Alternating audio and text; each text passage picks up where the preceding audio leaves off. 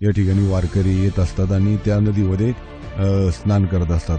गंगे इतकं पवित्र त्या नदीला मानलं जातं आणि अशा परिस्थितीमध्ये इंद्रायणी माता प्रदूषित होते. त्याच्या कारण काय या संदर्भामध्ये आम्ही राज्य शासनाला काही प्रश्न विचारले.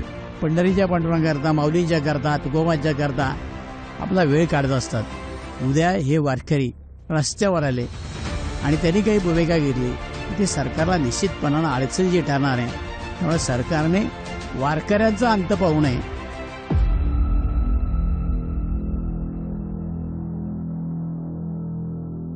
इंद्रायणी नदी संदर्भामध्ये आपल्या महाराष्ट्रामध्ये, पूर्ण भारतामध्ये फार मोठं पवित्र असं मानलं जातं. दोन्ही इंद्रायणीच्या एका तीरावर जगद्गुरू संत तुकाराम महाराज, संत शिरोमणी ज्ञानेश्वर महाराज, त्याचप्रमाणे धर्मवीर छत्रपती संभाजी महाराज अशा 3 युगपुरुषांच्या माध्यमातून ही नदीची एक वेगळी महत्त्व आपल्याला पाहायला मिळतं. पुढं या नदीमध्ये अनेक वारकरी कार्तिक एकादशी असेल, आषाढी एकादशी असेल किंवा महिन्याची एकादशी असेल किंवा अनेक भाविक या ठिकाणी वारकरी येत असतात आणि त्या नदीमध्ये स्नान करत असतात.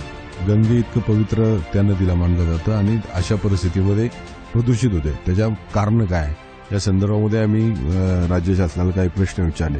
त्या संदर्भामध्ये मुख्यमंत्र्यांनी DPR तयार करून नमामि गंगेच्या धर्तीवर केंद्र शासनाकडे पाठवलेला आहे. तो जर लवकर मंजूर झाला तर ते दोन्ही PMRD, PCMC आणि आळंदी नगरपालिका यांच्यामधला हे तिन्ही काढता येतात. तर त्या ते नदी प्रदूषित झाल्यामुळे त्या ठिकाणी तिथल्या राहणाऱ्या माझ्या गृह प्रकल्पामधल्या नागरिकांचं आरोग्य सुद्धा सुरक्षित नाही.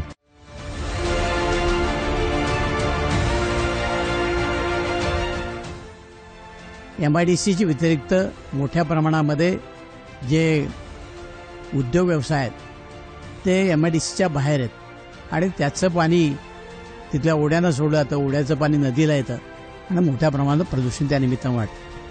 त्याचबरोबर असे महेश दादांनी सांगितल्याप्रमाणे काही अनाधिकृत अशा प्रकारचे कत्तलखाने आहेत. रात्रीच्या मोठमोठ्या कंटेनरमधलं जनावरं आणली जातात, रातोरात कापली जातात आणि सकाळी दिवस उगवायच्या आत त्या कारखान्यामध्ये कुठं रक्ताचा थेंबही दिसणार ना अशा प्रकारची स्वच्छता केलेली येते. त्याच्याकरता केमिकल वापरलं जातं. ते सुद्धा घाण पाणी इंद्रायणीमध्ये येतं. त्यामुळे पिण्याचं पाणी आम्हाला नाही, आंघोळीला नाही. ते पाणी शेतीला वापरतं, शेतीसुद्धा नापीक होते.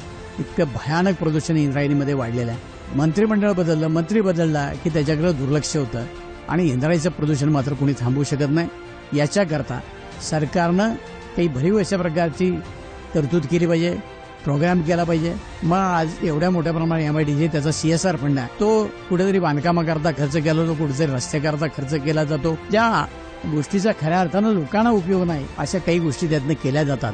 आमच्या धर्मामध्ये इंद्रायणीला जेवढं गंगेला स्थान आहे तेवढं इंद्रायणीला स्थान आहे आणि म्हणून जर इतकी पवित्र इंद्रायणी अस्वच्छ होणार असेल, शासन त्याच्यामध्ये गंभीर आहे का? शासनाने काही निर्णय घेणार आहेत का? पंढरीच्या पांडुरंगाकरता, माऊलींच्या करता, तुकोबांच्या करता आपला वेळ काढत असतात. उद्या हे वारकरी रस्त्यावर आले आणि त्यांनी काही भूमिका घेतली ते सरकारला निश्चितपणानं अडचणीची ठरणार आहे. त्यामुळे सरकारने वारकऱ्यांचा अंत पाहू नये, त्यांच्या भावनाशी खेळू नये. तातडीने या संदर्भामध्ये निर्णय घ्यावा, एक महत्वाची भूमिका घ्यावी आणि इंद्रायणीचं प्रदूषण थांबावं एवढीच सरकारला या लक्षवेधीच्या माध्यमातून माझी विनंती राहणार आहे.